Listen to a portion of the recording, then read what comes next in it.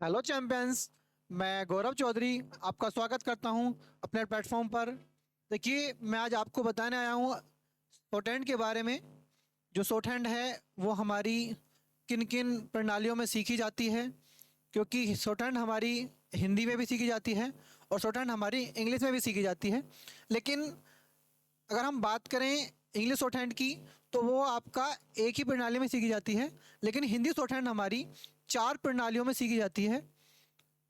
एक तो आपका मानक प्रणाली, ऋषि प्रणाली, पिटमैन, ठीक है, और आनंद प्रणाली। ये आपकी प्रणाली हैं चार। लेकिन अगर हम बात करें इन चारों प्रणाली की, देखिए पिटमैन जो है वो हमारी, क्योंकि जो इंग्लिश शॉर्ट हैंड हमारी कराई है या लिखी है, जिन्होंने बनाई है वो पिटमैन जी ने बनाई है। तो इंग्लिश शॉर्ट हैंड और हिंदी शॉर्ट हैंड दोनों में चलती है। लेकिन भारत में इसका यूज़ नहीं है या यूज़ नहीं करते हैं, ये मान लीजिए।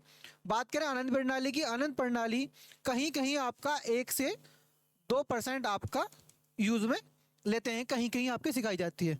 उसके बाद बात करें मानक प्रणाली, मानक प्रणाली आपकी 5 से 10% आपका भारत में इसका यूज़ है, कहीं कहीं ये चलती है। लेकिन हम बात करें जो 90% यूज़ में जो आती है वो हमारी ऋषि प्रणाली को हम पढ़ाते हैं। क्योंकि ऋषि प्रणाली जहाँ आपका, जैसे आपका दिल्ली में मुखर्जी नगर आपका क्या माना जाता था, पढ़ाई का एक हब माना जाता है। ऐसे ही जो आपकी शॉर्ट हैंड का हब है वो आपका एक जगह पड़ती है उत्तर प्रदेश में, ठाकुर द्वारा। वहाँ पर आपकी ऋषि प्रणाली का यूज़ कराया जाता है। मैं भी वहाँ 3 साल पढ़ा चुका हूँ, उसके बाद फिर आप बुलंदशहर में पढ़ा रहा हूँ, ठीक है। जो ये चीज़ें हैं आपकी ऋषि प्रणाली की, ये ज़्यादा यूज़ में आती है, इसको ही सिखाया जाता है। इलाहाबाद में भी इसको ही चलाते हैं।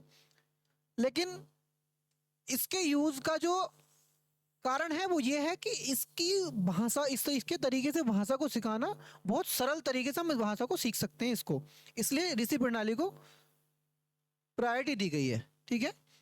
बात करते हैं यहाँ ऋषि प्रणाली की। तो ऋषि प्रणाली को जो लिखा है वो गया प्रसाद अग्रवाल जी हैं। ये आप देख सकते हैं, ये गया प्रसाद अग्रवाल जी हैं, इन्होंने इस प्रणाली को लिखा है। और जो आपकी पहली बुक होती है वो आपकी यही होती है, हिंदी हिंदी संकेत लिपि। इस बुक एक छोटी सी बुक होती है, इसमें लगा हुआ आपकी 60 से 70 एक्सरसाइज होती हैं। लेकिन उन सारी एक्सरसाइज को ना कराकर हम इसमें लगभग आपकी 35 से 40 एक्सरसाइज में होती हैं। क्योंकि देखिए चीज़ें इम्प्रूवमेंट मांगती हैं। तो ये बहुत समय पहले की बात है जब इन्होंने इसको लिखा था। उसके बाद इसमें सुधार करे गए हैं, सुधार करने के बाद इसमें चीज़ें बदलाव की गई हैं। उस बदलाव के साथ साथ हम इसमें आगे सिखाते हैं। चलिए आगे हम बात करते हैं कि इस पर आपका जो प्रणाली है, इस प्रणाली को सीखने के बाद, शॉर्ट हैंड को सीखने के बाद हम इसका यूज़ कहाँ कहाँ करते हैं, किस किस डिपार्टमेंट में वैकेंसी हमारी निकलती हैं, ठीक है। सबसे पहले बात करते हैं हम सेंट्रल गवर्नमेंट की। तो सेंट्रल गवर्नमेंट में देखिए भारत में सबसे ज़्यादा जो वैकेंसी पर बच्चों का ध्यान है वो एसएससी की तरफ है। एसएससी का ही एक फेस है, जैसे आपका सीजीएल है ना, जैसे आपका सीजीएल है ऐसे ही आपका स्टेनो है। यही आपका स्टेनो की बात करेंगे, स्टेनो का भी यही रोल वाला है। और इस स्टेनो के साथ साथ वैकेंसी निकलती है सुप्रीम कोर्ट में।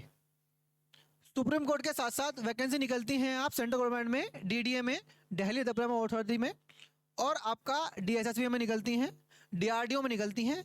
ये सब डिपार्टमेंट्स आपके एसएससी के थ्रू निकलते हैं, एसएससी के थ्रू वैकेंसी निकलती है। ये आपके सेंट्रल गवर्नमेंट के थ्रू ये वैकेंसी आपकी आती हैं। यही हम बात करें इसके बाद स्टेट गवर्नमेंट की। तो स्टेट गवर्नमेंट में आपकी वैकेंसी निकलती हैं, जैसे मैं यूपी से बिलोंग करता हूँ, मैं आपको यूपी का बता देता हूँ एक बार। सभी स्टेट में निकलती हैं वैकेंसी, ठीक है। यूपी में यूपी ट्रिपल एस डिपार्टमेंट है, उसके थ्रू निकलती हैं। जितने भी आपके, अगर हम बात करें स्टेट्स में, आपके जो डीएम होते हैं या बाकी के आपके सेल टैक्स हैं, मतलब ये इस तरीके के डिपार्टमेंट हैं, आपका एग्रीकल्चर डिपार्टमेंट है उनमें है, तहसील में आपके होते हैं, वो सब आपके यूपी ट्रिपल एस के थ्रू ही आपके सेलेक्ट होकर आते हैं बच्चे। फिर बात करते हैं हाई कोर्ट की। तो हाई कोर्ट में वैकेंसी निकलती हैं स्टेनो की, वो वैकेंसीज जिसके थ्रू आपके डिस्ट्रिक्ट कोर्ट में भी, हाई कोर्ट में भी जो आपके स्टेनो होते हैं वो हाई कोर्ट की जो वैकेंसी निकलती है उसके बाद ही सेलेक्ट होकर आते हैं बच्चे। ठीक है। फिर बात करते हैं यूपीपीसीएल की। तो यूपीपीसीएल में आपकी वैकेंसी निकलती हैं, अच्छा मौका होता है बच्चों के लिए, क्योंकि इसमें स्पीड बहुत कम मांगते हैं। इसमें मात्र 60 की स्पीड मांगी जाती है, 60 की स्पीड इसमें मांगते हैं। फिर बात करते हैं बाकी सभी में आपकी इनमें इनमें 80 की स्पीड मांगते हैं, यूपी डब्ल्यूएससी में भी और कोर्ट में भी। फिर यही एक वैकेंसी निकलती है यूपी में एसआई की, जैसे कि अभी इस समय फिलहाल निकली हुई है। गोपनीय वैकेंसी होती हैं, कॉन्फिडेंशियल वैकेंसी होती हैं। ये आपके जितने भी बड़े अधिकारी होते हैं, आईजी, इन आईजी वगैरह के जो स्टैंड रखे जाते हैं वो आपके यूपीएसआई से रखे जाते हैं।